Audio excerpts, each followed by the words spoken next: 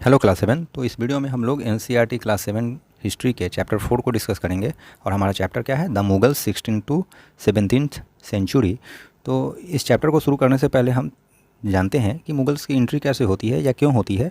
तो बेसिकली होता क्या है, जब सल्तनत पीरियड अपने अंतिम छोर पे था, अपने अंतिम समय में था, तो उस समय पॉलिटिकल इनस्टेबिलिटी होता है हमारे इंडियन सब कॉन्टिनेंट में, जिसके कारण मुगल्स को मौका मिलता है, बाबर को स्पेशली मौका मिलता है कि वो इंडिया में एंट्री करे और उसकी एंट्री होती है।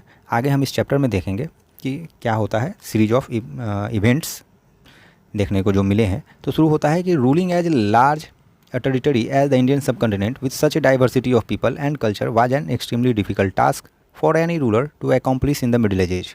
कह रहा है मध्यकालीन समय में किसी भी शासक के लिए यह बड़ा मुश्किल काम था कि इतने बड़े भूभाग पर जहाँ इतने डाइवर्स लोग रह रहे हैं, इतने जाति के, इतने लैंग्वेज बोलने वाले लोग रह रहे हैं, इतनी कल्चर्स है, किस प्रकार से इसको कंट्रोल में रखा जाए, शासन में रखा जाए, ये बड़ा मुश्किल काम था मिडिल एज के लोगों के लिए। लेकिन इसके कंट्रास्ट मीन्स इसके विपरीत, अब मीन्स किसके विपरीत? तो सल्तनत के विपरीत जो मुगल्स थे वो सक्सेसफुली इस बड़े भूभाग पर अपना कंट्रोल बना पाए।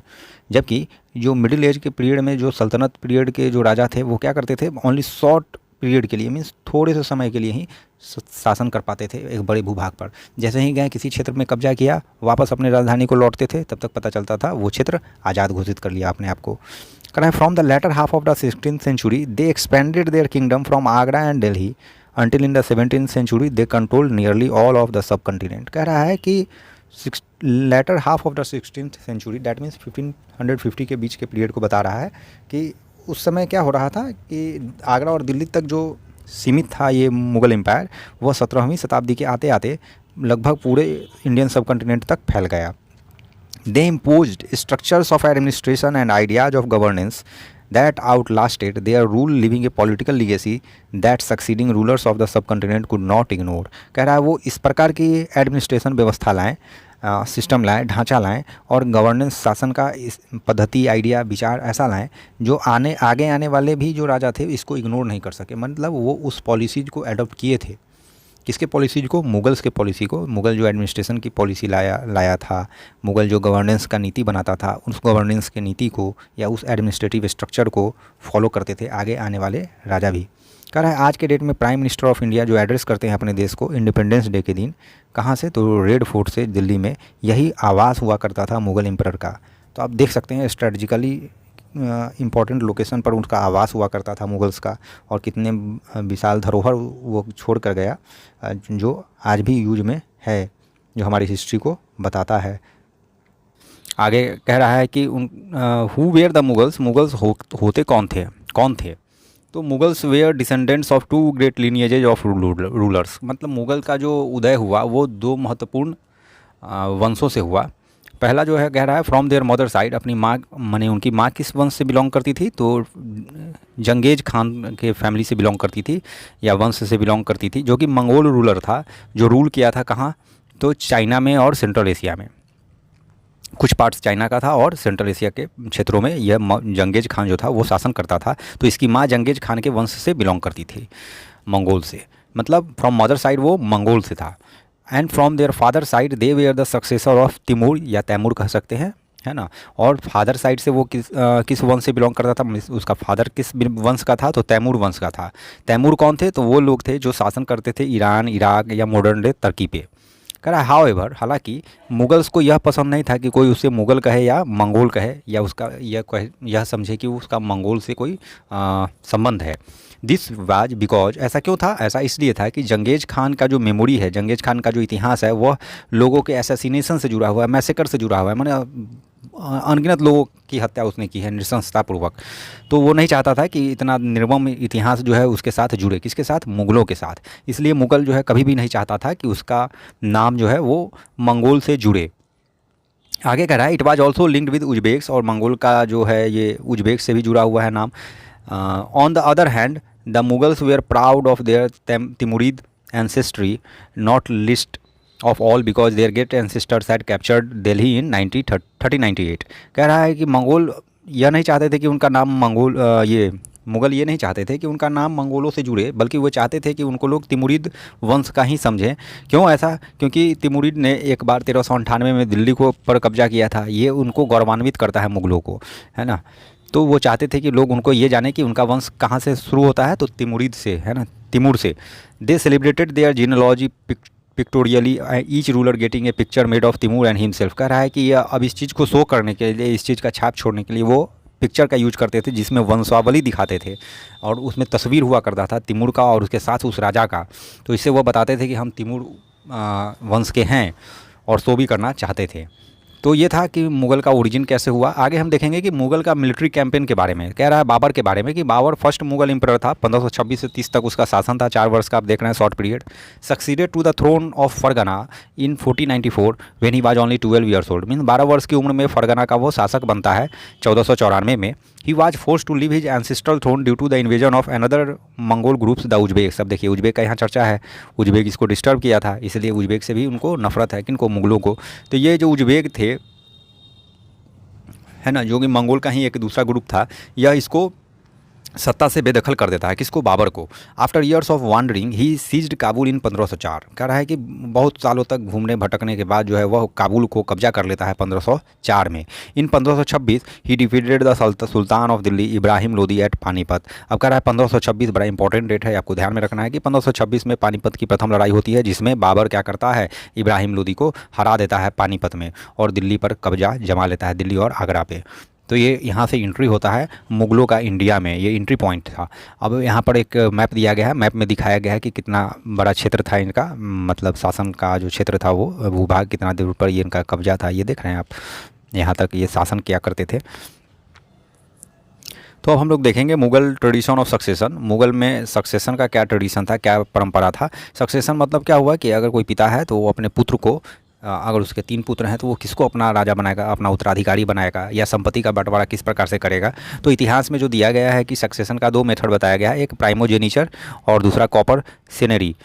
तो प्राइमोजेनिचर में क्या होता है, जो इल्डेस्ट सन होता है, इल्डेस्ट सन उसी को जो पिता है अपना उत्तराधिकारी घोषित कर देता है, सब कुछ उसी के नेतृत्व में होता है। दूसरा क्या है, कॉपर सेनरी। इसमें क्या होता है, यह इस प्रकार का इनहेरिटेंस मेथड है जिसमें जो प्रॉपर्टी है या जो सत्ता है वो डिवाइड किया जाता है जितने भी बच्चे होते हैं उसके, उनके बीच।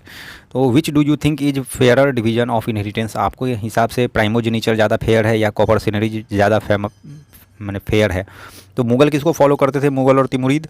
मुग़ल और तिमुरिद जो है फॉलो करते थे कॉपर सेनरी इनहेरिटेंस मेथड को, जिसके द्वारा वो अपने सत्ता को बांटा करते थे अपने सारे बच्चों में। तो ये था मुग़ल में सक्सेशन का इतिहास।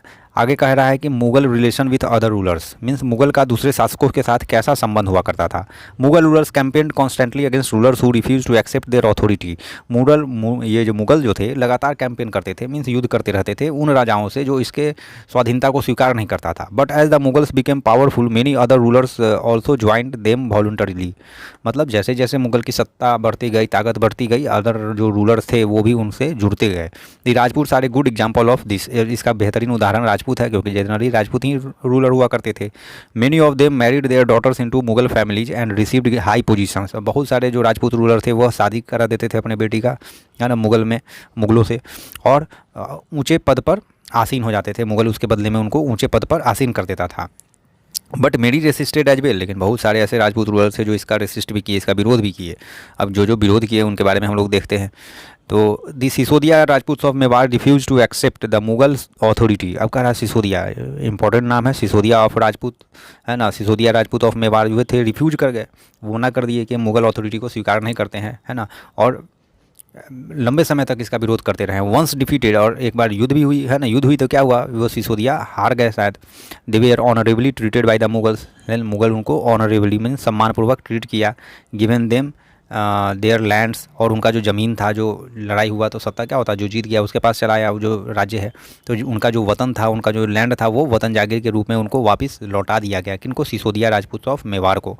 दी careful balance between defeating and not humiliating their opponents enabled the Mughal to extend their influence over many kings and chieftains. कह रहा है ये मुगल का ये जो तरीका था ना, बड़ा महत्वपूर्ण रोल प्ले कर रहा था उनका दूसरे राजाओं के साथ संबंध बनाने में। हरा दिए, हराने के बाद बेइज्जती नहीं किए। जनरली क्या होता था, औरंगजेब क्या करता था, बेइज्जती करना शुरू कर देता था। मुगल में ही औरंगजेब था, जो लेटर में आगे आपको पढ़ना होगा। लेकिन इस दौरान माने अकबर, जहांगीर, इन सब समयों में क्या हो रहा है देखने को मिल रहा है कि ये लोग हराते तो थे लेकिन बेइज्जती नहीं करते थे। आगे कह रहा है but it was difficult to keep this balance all the time, लेकिन हर समय यह बैलेंस इसी प्रकार से ट्रीटमेंट नहीं होता था। यहाँ बॉक्स में एक अच्छा उदाहरण दिया गया है, आप देख सकते हैं कि Mughal marriages with the Rajput, Rajput के साथ जो मुग़ल मैरिज करते हैं उसके बारे में कुछ उदाहरण है कि mother of Jahangir was Kachhwaha princess daughter of the Rajput ruler of Amber, है ना, अंबर के राजपूत रूलर थे, उनकी बेटी थी, है ना, जिससे जहांगीर की शादी हुई, है ना। The mother of Shahjahan, Shahjahan की जो माँ थी वो राठौड़ प्रिंसेस थी, है ना, राठौड़ की राजकुमारी थी। मारवाड़, है ना, रूलर ऑफ मारवाड़ था जो कि, है ना। तो ये दो उदाहरण दे रहा है यहाँ पर कि जहांगीर और शाहजहाँ से रिलेटेड। आगे हम देखते हैं मनसबदार और जागीरदार के बारे में कि मनसबदार क्या है और जागीरदार क्या है। कह रहा है as the empire expanded to encompass different regions the Mughals recruited diverse bodies of people. जैसे जैसे एम्पायर एक्सपेंड करता गया, फैलता गया, है ना, अन्य अन्य क्षेत्र जो है उसकी एम्पायर में जुड़ते गए, साम्राज्य में जुड़ते गए। Mughals recruited diverse bodies of people, है ना, मुगल अलग अलग प्रकार प्रांत से अलग अलग टाइप के लोगों को रिक्रूट करना शुरू कर दिया, बहाल करना शुरू कर दिया। From a small nucleus of Turkish nobles Turanis they expanded to include, माने पहले क्या होता था कि मुगल केवल तुर्किश लोगों को ही अपने दरबार में रखते थे कामकाज को देखने के लिए, एडमिनिस्ट्रेशन को देखने के लिए। लेकिन लेटर क्या हुआ, जैसे जैसे उनका एम्पायर बढ़ता गया वो अन्य लोगों को भी अपने में सम्मिलित करने लगे अपने एडमिनिस्ट्रेशन व्यवस्था में। अब किसको किसको करना शुरू किए, तो ईरानीज को, इंडियन मुस्लिम को, अफ़गान्स को, राजपूत को, मराठा को, इन सारे ग्रुप से आने वाले, इन सारे सेक्शन से आने वाले लोगों को भी एडमिनिस्ट्रेशन में सम्मिलित किया जाने लगा। Those who join Mughal service were enrolled as mansabdar, और जो मुगल के सर्विस में जुड़ते थे एडमिनिस्ट्रेशन की व्यवस्था को संभालने के लिए, उन्हीं को मनसबदार कहा जाता था। The term mansabdar refers to an individual, mansabdar जो टर्म है वह किसको रिफ़र करता है, एक ऐसे व्यक्ति को जो मनसब होल्ड करता है। क्या होल्ड करता है, मनसब। मनसब का मतलब क्या होता है, पोजीशन, रैंक, स्टेटस, है ना, वही होता गया। It was a grading system used by the Mughal, है ना, यह एक ग्रेडिंग सिस्टम है। मनसबदार जो है, मनसब जो है वह एक ग्रेडिंग सिस्टम है जो यूज किया जाता था क्या चीज़ फिक्स करने के लिए। तो पहला है रैंक, दूसरा है सैलरी और तीसरा है मिलिट्री रिस्पॉन्सिबिलिटी। रैंक मतलब पे स्केल, या अभी कि जॉब करने जाइएगा आप तो गवर्नमेंट जॉब, तो उसमें पे स्केल होता है, किस लेवल पे आप जॉब कर रहे हैं, किस लेवल का जॉब है। दूसरा सैलरी, कितना सैलरी दिया जाए। तीसरा मिलिट्री रिस्पॉन्सिबिलिटी मतलब सैन्य जिम्मेवारियाँ जो हैं। कह रहा है rank and salary were determined by a numerical value. अब इस तीन चीज़ में से रैंक और सैलरी जो है वो किस चीज़ के द्वारा डिसाइड किया जाता था, तो न्यूमेरिकल वैल्यू, आंकड़ों के द्वारा, है ना। किस चीज़ का आंकड़ा, तो जात देखा जाता था, है ना, जात किसका कितना है, जत, है ना, उसी हिसाब से उसको सैलरी मिलता था और रैंक मिलता था। कह रहा है higher the zat the more prestigious was the noble position in the court. जितना ज़्यादा जत होता उतना ही ज़्यादा उसका ऊंचा स्थान होता दरबार में, राज दरबार में, मुगल के दरबार में। And the larger his salary, और जितना ज़्यादा जत होता उतना ही ज़्यादा सैलरी होता, उतना ही ऊंचा उसका ओहदा होता, उसका रैंक होता राज दरबार में। कह रहा the mansabdars military responsibility required him to maintain a specified number of sawar और कैवलरी मैन। कह रहा है मनसबदार का मिलिट्री रिस्पॉन्सिबिलिटी क्या था। यहाँ पर तो हम रैंक के बारे में देखें और सैलरी के बारे में देखें, और जात क्या है, एक संख्या है जिसके आधार पर ही रैंक और सैलरी डिसाइड होता था। लेकिन मिलिट्री रिस्पॉन्सिबिलिटी क्या होती थी, तो मिलिट्री रिस्पॉन्सिबिलिटी में इसको मेंटेन करना पड़ता था, एक पार्टिकुलर नंबर ऑफ सवर या कैवलरी मैन, घुड़सवार को रखना पड़ता था, है ना। ये उसकी जवाबदेही है कि उतना आपको रखना है। अब कह रहा है आगे कि the mansabdar brought his cavalry man for review. अब मनसबदार कैवलरी मैन तो रखता था लेकिन उसको दिखाने के लिए लाना भी पड़ता था दरबार में। गॉट देम रजिस्टर्ड, उनको रजिस्टर्ड करवाना पड़ता था, है ना। Their horses branded and then received money to pay them as salary. अब कह रहा है ना कि यह मनसबदार को सेना रखना है, घुड़सवार रखना है, घोड़ा रखना है। अब इन घुड़सवार और घोड़ों को क्या करना है, राज दरबार में लाना है और उनको दिखाना है और उनका नाम लिखवाना है, पहचान लिखवाना है। घोड़ों पर क्या होता था, घोड़ों पर ब्रांडिंग होता था, सील लगाया जाता था, गर्म करके एक सील घोड़े पर लगा दिया जाता था कि घोड़ा का पहचान हो। अब ऐसा किया क्यों जाता था, ऐसा इसलिए किया जाता था ताकि उसका काउंटिंग एक बार ही हो, 2 बार काउंटिंग नहीं करवा ले, मनसबदार कहीं चोरी न कर ले पैसा, कि 10 आदमी रखे हुए हैं, 10 घोड़ा रखा हुआ है, उसी 10 घोड़ा को बार बार बदल के दिखा के 20 संख्या दिखा दिया। अब इसके कारण क्या होगा, ज़्यादा सैलरी पे करना होगा राजा को। तो राजा इससे बचने के लिए घोड़ों की पहचान करता था और जो कैवलरी मैन था उनका भी पहचान करता था, रजिस्टर्ड कराना पड़ता था, घोड़ों का ब्रांडिंग करवाना पड़ता था, माने सील उस पर लगाना पड़ता था। कह रहा है मनसबदार से रिसीव देयर सैलरीज, और ये सब गिनने के बाद ही उसको सैलरी मिलता था। जितना उसके पास कैवलरी मैन है, हॉर्सेस है, उसी हिसाब से उसको खर्च दिया जाता था। Mansabdar receive their salaries as revenue assignment. अब सैलरी कैसे मिलता था, किस फॉर्म में मिलता था, तो रेवेन्यू असाइनमेंट के फॉर्म में मिलता था, जिसको हम लोग जागीर बोलते हैं। जागीर विच वेयर समवट लाइक इक्ताज, जागीर इक्ताज की तरह है। इक्ताज हम लोग सल्तनत पीरियड में पढ़े थे। बट अनलाइक मुक्तीज, अब इक्ता के ओनर कौन होते थे? मुक्ति। यहाँ जागीर के ओनर कौन है? मनसबदार, मनसब, है ना।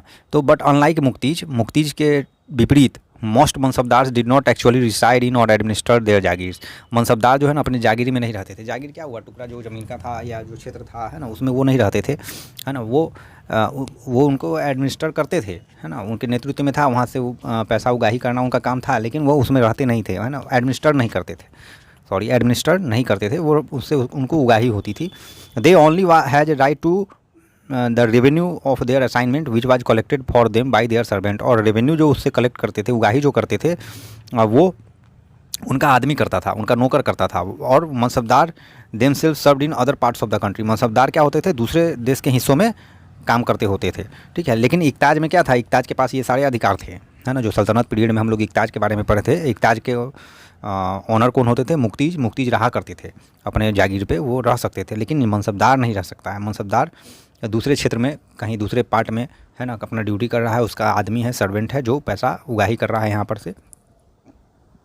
तो ये था मनसबदार के बारे में। यहाँ पर एक जत का रैंकिंग बता रहा है कि nobles with zat of 5000 were ranked higher than 1000। और किसी का 1000 जात है उसका न्यूमेरिकल वैल्यू, और किसी व्यक्ति का जात वैल्यू कितना है? 5000। तो 5000 वाला क्या होगा? उसका रैंक ऊंचा होगा, उसका सैलरी ज़्यादा अच्छा होगा। किसके कंपेरिजन में? 1000 के कंपेरिजन में। अब यहाँ एक राजा का सीन बता रहा है कि अकबर के टाइम में 29 मनसबदार ऐसे थे जिनका जात रैंक कितना था? 5000 था।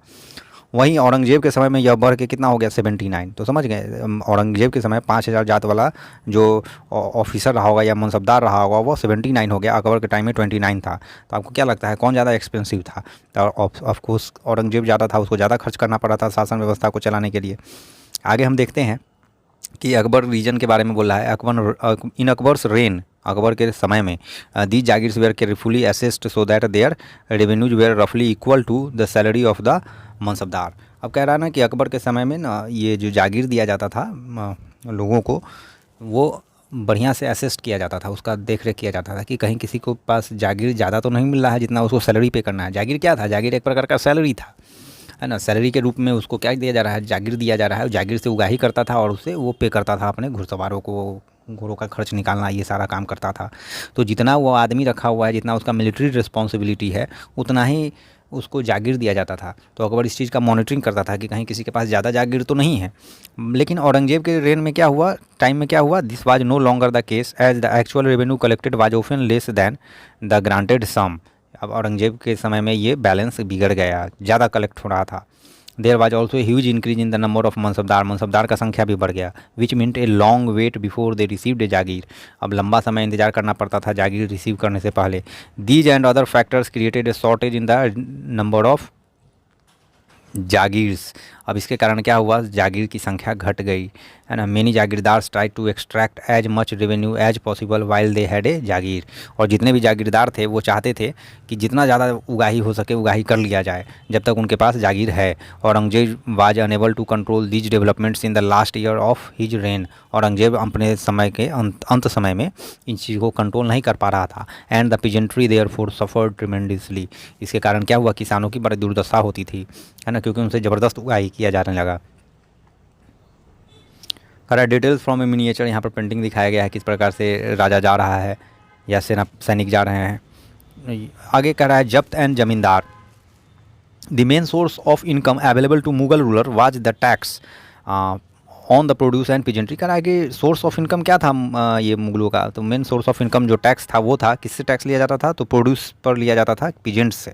प्रोड्यूस माने जो उत्पादन खेत में हो रहा है उस पर लिया जाता था। कह रहा है in most places peasants paid taxes through the rural elites that is headman और द लोकल चिफ्टेन। अब ये पैसा कैसे पहुँचा था मुगलों के पास? तो जो ग्रामीण थे या किसान थे वो किसको देते थे? वो लोकल चिफ्टेन को देते थे। गाँव में जो सरदार हुआ करता था या जो हेडमैन होता था या जो मुखिया है या ज़्यादा बड़ा जमींदार है उसको पैसा देता था, वहाँ से मुगल के पास जाता था। The Mughals use one term जमींदार टू डिस्क्राइब ऑल इंटरमीडियरीज। और ये जो बिचौलिए जमींदार जो थे उनको किस नाम से जाना जाता था मुगल के द्वारा? जमींदार के नाम से जाना जाता था। Whatever they were local headman और ऑफ विलेजेज और पावरफुल चिफ्टेन। वे कौन होते थे? तो लोकल हेडमैन होते थे, मैंने गाँव के मुखिया सरपंच टाइप के लोग हुए, है ना, के टाइप के, मतलब महत्वपूर्ण लोग होते गाँव में, उनका पहचान था, साख था। या पावरफुल चिफ्टेन या कोई सरदार था, है ना, इस टाइप के लोग जो होते थे कुल मिला के आप समझिए गांव के जो दबंग रहा होंगे वही ज़मींदार का रोल प्ले करते थे। कह रहा है अकबर रेवेन्यू मिनिस्टर, अकबर का जो रेवेन्यू मिनिस्टर था तोदरमल था, और वो क्या किया, एक केयरफुल सर्वे किया क्रॉप यील्ड पर कि कितना फसल हो रहा है एक्चुअली में, है ना। तो prices and areas cultivated for a 10 period, वो क्या किया, सर्वे किया प्राइसेस पर, कितना एरिया कल्टीवेट किया जाता है। एक 10 ईयर पीरियड लिया, वो 10 साल में वो देखा कि कितना हो रहा है। 15 वो 10 साल का टेन्योर क्या था, 1570 से 1580, इसके बीच में ना वो मूल्यांकन किया कि कितना फसल हो रहा है, कितना क्षेत्र में हो रहा है। इससे उसको एग्जैक्ट आइडिया लग जाएगा कि हमको इतना क्रॉप हो रहा है प्रोडक्शन और इतना टैक्स हमको होना चाहिए, है ना। तो ये बहुत ही महत्वपूर्ण माना जाता है तोदरमल का important role. On the basis of this data tax was fixed on each crop, और जो ये जो सर्वेक्षण किया, ये जो सर्वे किया, कौन किया, तोदरमल किया। इसके आधार पर क्या होता है कि इसके आधार पर क्या होता है, on the basis of this data this tax was fixed on each crop, हर एक फसल पर टैक्स फिक्स कर दिया जाता है इन कैश में। Each province was divided into revenue circle, जितने भी प्रोविंस थे, प्रोविंस माने प्रांत, राज्य की तरह आप उसको समझ सकते हैं, उसको रेवेन्यू सर्कल में डिवाइड कर दिया गया ताकि अच्छे से टैक्स का कलेक्शन हो सके, मॉनिटरिंग हो सके, है ना, ये सब कुछ हो सके, टैक्स लगाया जा सके। तो इस प्रकार से एक प्रोविंस हो गया, और प्रोविंस को रेवेन्यू सर्किल में, ये एक रेवेन्यू सर्किल हो गया, ये एक रेवेन्यू सर्किल हो गया, इस प्रकार से डिवाइड कर दिया गया। हालांकि उस समय विलेज वगैरह को ध्यान में रख के डिवीजन किया जाता था। With its own schedule of revenue rates for individual crop, हर क्रॉप के लिए अलग अलग रेवेन्यू रेट था।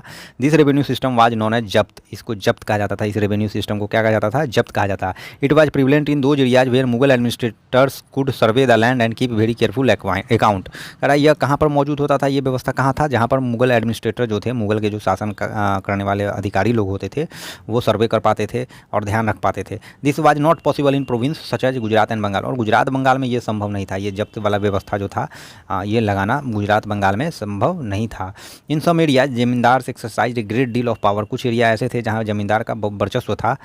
The exploitation by Mughal administrators could drive them to rebellion, और जो मुगल एडमिनिस्ट्रेटर्स के द्वारा जो थोड़ा जोर ज़बरदस्ती या दबाव क्रिएट किया गया, उसके कारण वो विद्रोही टाइप का बिहेव करने लगे। Sometimes zamindars and peasants of the same caste allied in rebelling against Mughal authority, और कभी कभी तो ये भी देखने को मिला कि किसान और जमींदार अगर एक जाति के मिल गए तो वो इकट्ठा हो जाते थे और बिगुल बजा देते थे विरोध का। These peasants revolts challenge the stability of the Mughal, और ये जो किसानों के द्वारा जो विद्रोह किया गया या आवाज़ उठाया गया, यह स्टेबिलिटी को हिला देता था मुगल एम्पायर के। From the end of 17th century के एंड में आपको ये देखने को मिलेगा। तो आगे हम देखते हैं आईने अकबरी के बारे में, अकबरनामा और आईने अकबरी। कह रहा है अकबर जो है अपने एक करीबी दोस्त को, जो उसके दरबारी भी था, अबुल फजल, उसको बोलता है कि write a history of his region, उसके समय के, उसके कालखंड के हिस्ट्री को लिखे। अबुल फजल 3 वॉल्यूम में लिखता है, 3 वॉल्यूम में 3 मोटी मोटी किताबों में हिस्ट्री लिखता है अकबर के शासनकाल का। पहला का टाइटल्ड अकबरनामा, और इसी 3 वॉल्यूम का नाम क्या दिया, अकबरनामा। कह रहा है the first volume dealt with Akbar's ancestors and, पहला जो वॉल्यूम था 3 किताब हुआ, पहला, दूसरा, तीसरा। पहला वॉल्यूम क्या बताता है, पहला वॉल्यूम बताता है अकबर के एंसेस्टर्स के बारे में, उसके पूर्वजों के बारे में। दूसरा वॉल्यूम में क्या रिकॉर्ड होता है, अकबर्स रेन, ये दूसरे वाले में अकबर के बारे में ही बताया जाता है कि अकबर के समय में शासन व्यवस्था क्या था, सैनिक व्यवस्था कैसा था, टैक्स कैसे वसूला जाता था, इन सारी चीज़ों को। और थर्ड वॉल्यूम जो था वो आईने अकबरी के नाम से जाना जाता है। It deals with the Akbar's administration, household, army, the revenues and the geography of his empire. अब ये आर्मी वगैरह के बारे में, हाउस होल्ड के बारे में, आर्मी किस प्रकार से रेवेन्यू वसूला जा रहा है, ज्योग्राफी क्या है, कहाँ से कहाँ तक फैला हुआ है, इन सब चीज़ों के बारे में आपको आईने अकबरी पढ़ना होगा। तो याद रखना होगा अबुल फजल जो किताब लिखा वो 3 वॉल्यूम में लिखा है ना। पहला वॉल्यूम में अकबर के एंसेस्टर के बारे में पता चलता है, दूसरा वॉल्यूम में जो है अकबर के रेन के बारे में पता चलता है, और तीसरा वॉल्यूम में क्या पता चलता है, जो भी एडमिनिस्ट्रेटिव टाइप का वर्क था ना उसके बारे में पता चलता है। और थर्ड वॉल्यूम का ही नाम क्या है, आईने अकबरी नाम है। आगे हम देखते हैं it also provide rich details, और इस किताब में और क्या मिलता है कि ट्रेडिशन और कल्चर के बारे में, लोगों के जो इंडिया में रहते हैं उनका क्या ट्रेडिशन है, कल्चर है। The most interesting aspect about Aine Akbari is its rich statistical detail about things as diverse as crop yield, prices, wages and revenues. सबसे आश्चर्यजनक बात क्या है या अच्छा बात क्या है आईने अकबरी का, कि इसमें स्टैटिस्टिकल डाटा, आंकड़ों का यूज किया गया है। आंकड़ों मतलब नंबरों का यूज किया गया है, और बताया गया है कि कितने प्रकार के क्रॉप रहे होंगे, उन क्रॉप का दाम क्या रहा होगा, उनका पैदावार कितना था, कितना होता था, और मजदूरी क्या थी, कितना कलेक्शन होता था टैक्स वगैरह के रूप में, है ना। इन सारी चीज़ों का वर्णन आपको आईने अकबरी में मिलता है। तो नेक्स्ट बॉक्स में हम लोग नूरजहाँ के बारे में देखेंगे। और नूरजहाँ के इन्फ्लुएंस के बारे में जो जहांगीर के कोर्ट में देखने को मिलता है। कह रहा है मेहरुनिसा जो है वो मैरी करती है एम्परर जहांगीर से 1611 में, और उसको रिसीव होता है टाइटल नूरजहाँ का। किसको? मेहरुनिसा को। किसके द्वारा दिया जाता है? तो जहांगीर के द्वारा दिया जाता है। She remained extremely loyal and supportive to the monarch, वह राजा के प्रति वफादार थी और सपोर्टिव थी। As a mark of honour, और इसके ऑनर में जहांगीर क्या करता है, एक कुछ सिल्वर का कॉइन ढलवाता है, जिसमें एक तरफ जहांगीर का नाम होता है और दूसरी तरफ नूरजहाँ का नाम होता है। कह रहा है the adjoining document is an order farman of Nurjahan. यहाँ पर एक डॉक्यूमेंट दिखलाया गया है और यह बताया गया है कि ये फरमान है जो नूरजहाँ के द्वारा निकाला गया है। और आप इसमें देख सकते हैं एक स्क्वायर शेप्ड सील है, स्क्वायर शेप्ड सील है ये। और इसमें क्या लिखा गया है? द स्क्वायर सील यह स्टेट करता है, दर्शाता है कि command of her most sublime and elevated majesty Nurjahan Padshah Begum, means उसके अथॉरिटी को शो कर रहा है कि नूरजहाँ कितनी पावरफुल थी। यह सील बताता है कि वो एक आदेश जारी की है। The round seal states by the sun of Shah Jahangir she became as brilliant as the moon, may Nurjahan Padshah be the lady of age, means उसके बड़ाई के बारे में यहाँ पर दर्शाया जा रहा है। ये राउंड जो सील है वो दर्शा रहा है। तो ये हम देख रहे हैं कि नूरजहाँ के इन्फ्लुएंस को, कि वो फरमान भी जारी करती थी, सील भी जो था उसका इस्तेमाल होता था उसके फरमान पे, जो बताता था कि ये अथॉरिटी के द्वारा जारी किया गया है। अब हम सूले कुल को देख रहे हैं कि सूले कुल क्या है। तो Jahangir Akbar son describe his father policy of sulhe kul in the following words. अब जहांगीर जो है अपने पिता के सूले कुल के नीति को इस अपने शब्दों में किस प्रकार से बताता है, तो वही दिया गया है इसमें कि as in the wide expanse of the divine compassion there is room for, मतलब कह रहा है कि हर एक क्लास के लोगों के, हर एक धर्म को मानने वाले, पंथ को मानने वाले सभी लोगों के लिए स्पेस है उसके पिता के साम्राज्य में और उसके शासन के दौरान।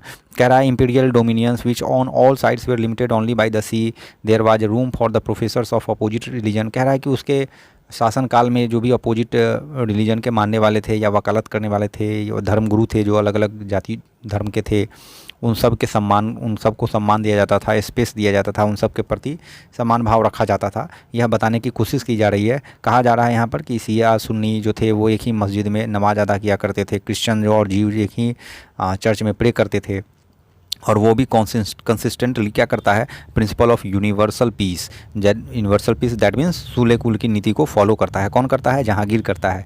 यह नीति किसके द्वारा इंट्रोड्यूस किया गया? अकबर के द्वारा किया गया, ताकि डाइवर्सिटी को हैंडल किया जा सके अच्छे से।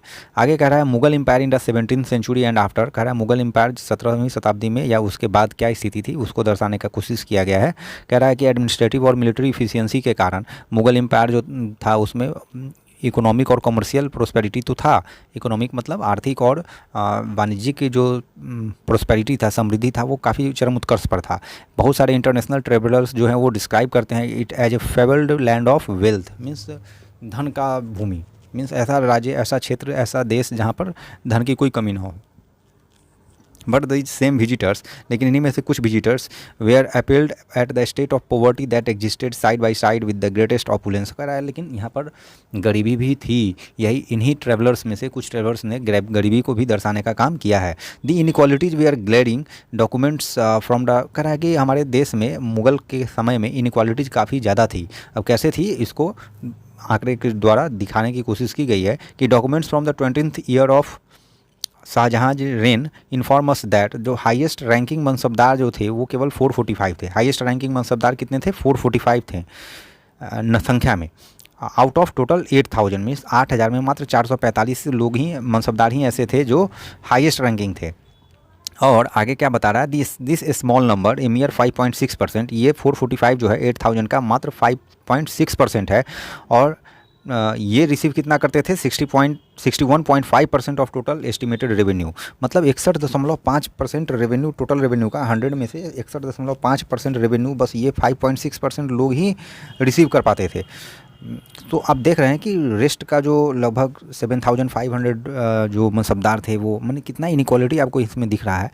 और रेवेन्यू आगे क्या कह रहा है, 61.5% of the total estimated revenue of the empire as salaries for themselves and their troopers, मतलब 5.6% लोगों के पास 61.5% जा रहा है टोटल रेवेन्यू का, और रेस्ट जो परसेंटेज 95% या 94% लोग हैं उनको बचे हुए ये 39 या 49% में काम चलाना पड़ रहा है। आप समझ रहे हैं कितना डिफरेंस है, कितना इनइक्वालिटी है।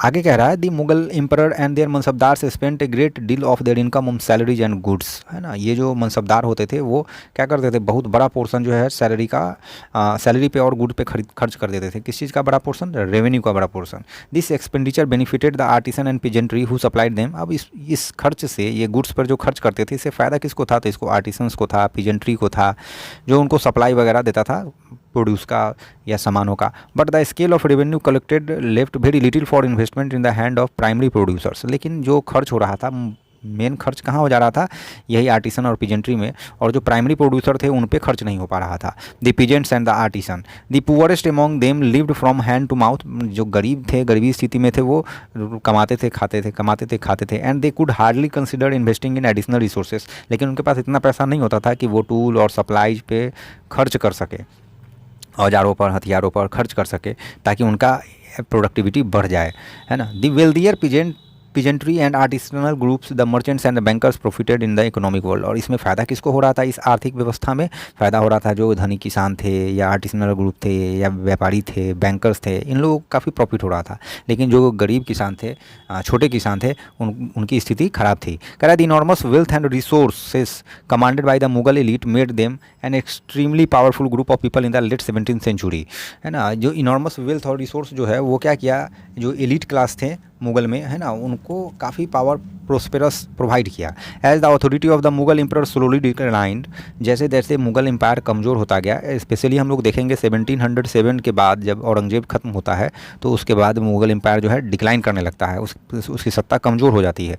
तो कह रहा है Mughal empire slowly declined, his servants emerged as powerful centre of power in the regions. अब बहुत सारे इसके जो नौकर थे या इनके जो सूबेदार थे या गवर्नर जो नियुक्त किया गया था, वे लोग अपने आप को इंडिपेंडेंट करने का कोशिश करते हैं या कुछ फ्रीडम हासिल करना शुरू कर देते हैं। उदाहरण के लिए बता रहा है कि they constituted new dynasties and held the command of province. अब नया नया डायनेस्टी का उदय होने लगता है, जैसे हैदराबाद, अवध, और वे अपने प्रोविंस के एडमिनिस्ट्रेशन को कंट्रोल करते हैं। ऑल दो, यद्यपि वे कंटिन्यू करते हैं रिकॉग्नाइज करते हुए मुगल को as a their master. Means centre में वो मुगल को रिकॉग्नाइज तो करते हैं, वो बोलते हैं कि हम मुगल के अधीन हैं, लेकिन शासन व्यवस्था अपने क्षेत्र में वह स्वतंत्र रूप से चला रहे थे। वो टैक्स वगैरह ये सब मुगल को पहुंचाया करते थे। By the 18th century the provinces of the empire had consolidated their independent political identities. लेकिन आगे चलकर देखने को मिलता है कि यही जो राज्य थे अपने पॉलिटिकल आइडेंटिटीज को इंडिपेंडेंट बना देते हैं, वो उससे अलग हो जाते हैं। तो ये था चैप्टर मुगल एम्पायर के बारे में। अगर वीडियो पसंद आया तो चैनल को लाइक कीजिए, चैनल को सब्सक्राइब कीजिए, वीडियो को लाइक कीजिए। Thank you.